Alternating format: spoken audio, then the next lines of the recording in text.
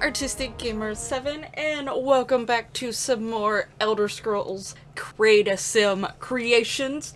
We are creating another of the Daedric princes today, and this one is Malacath, which is one of the ones that actually, hasn't been around as much, as long as some of the other ones. I think, a lot of the other ones, the lore behind them is that they have basically been a thing since the beginning, or very close to the beginning.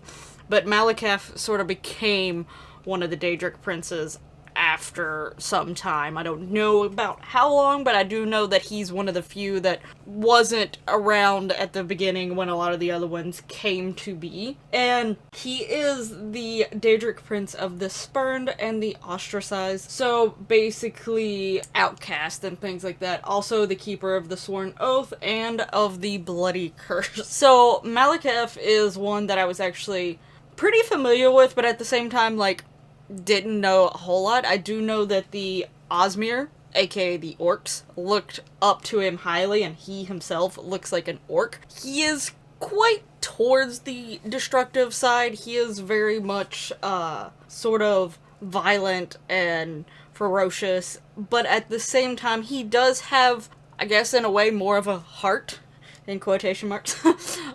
Technically there are things called Daedra hearts, so that you can find. But anyway, so the thing is he actually is very kind to his followers, which is pretty much the orcs. I do know that the Dunmore, aka Dark Elves, actually, also consider him, one of the House of Troubles, because they have, their three good Daedra, and then they have their four corners, House of Troubles or whatever, and those ones are, there to test them for their weaknesses, and basically help them grow.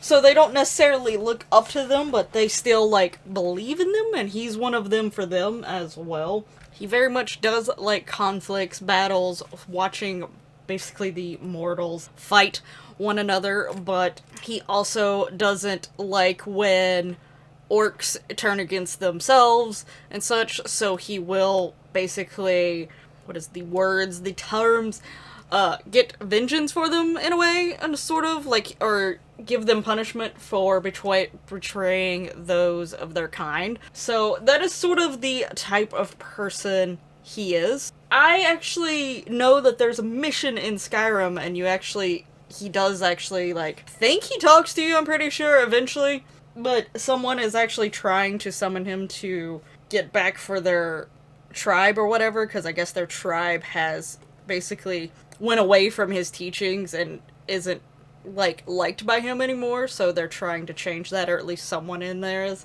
I feel like I've come across the start of that mission, but I've never actually finished it, and I'm pretty sure that I've actually come across the statue, the shrine for him before. I just don't remember where in Skyrim, but I vividly remember seeing it while playing Skyrim. I do also know that a lot of the orc strongholds that are scattered across Skyrim tend to not be very welcoming to guests, probably because, the way that people have treated them, so I get it. So anytime I get close to one, I try not to aggro them, because, I'm I understand, I'm sorry, I don't want to fight y'all, y'all stay over there in your little orc stronghold, I don't want to hurt you. But anyway, back to Malacath. So, I did actually read one of the books of Skyrim that actually was dealing with Malacath, just because while I was reading, I learned that he apparently had a mortal son, or a mortal child, and I was like, who was it? I am now curious, and I read, and I was like, oh, how does him and Sheogorath get along at this point? Basically, Sheogorath tricked Malacath to basically getting rid of his own son. So, if that says anything about Sheogorath whenever he comes up. But yeah. So I felt sort of bad for Malacath in that sense, because apparently he did show sadness and sorrow for what had happened. But it happened, so that's a thing. As for creating him, obviously I wanted to try to make him look orcish, but he does have, horns depicted on his statue. I can't tell if it was, multiple horns or just one horn. It looks like to me there's multiple. Potentially more than four, but if four, then, these horns that are put on him fit real well. But, so yeah, he's got the greenish texture. I've also seen, like, another picture of him with how he popped up on Elder Scrolls Online. He's like a really dark, almost black color, so I don't know why. Obviously, the Daedric princes can alter their looks on how they appear, so obviously they wouldn't appear the same every single time, but considering he is like the big patron of the orcs, I definitely wanted him to look more orcish.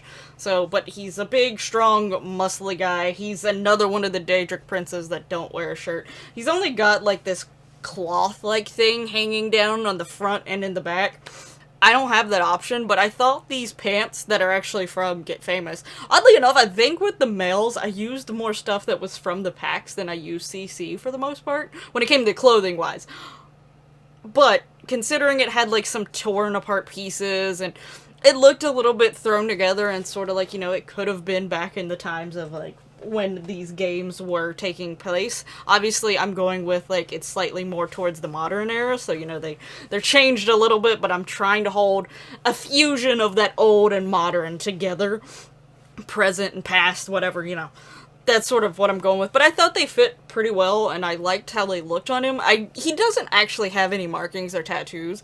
I just, for some reason, it was calling to me to give him something up there, and I thought this tattoo piece actually looked really, really cool. I thought it fit with the theme of him, so that's what I did. And I actually really like how he turned out. I actually had some more ogre teeth options that I didn't try out on him.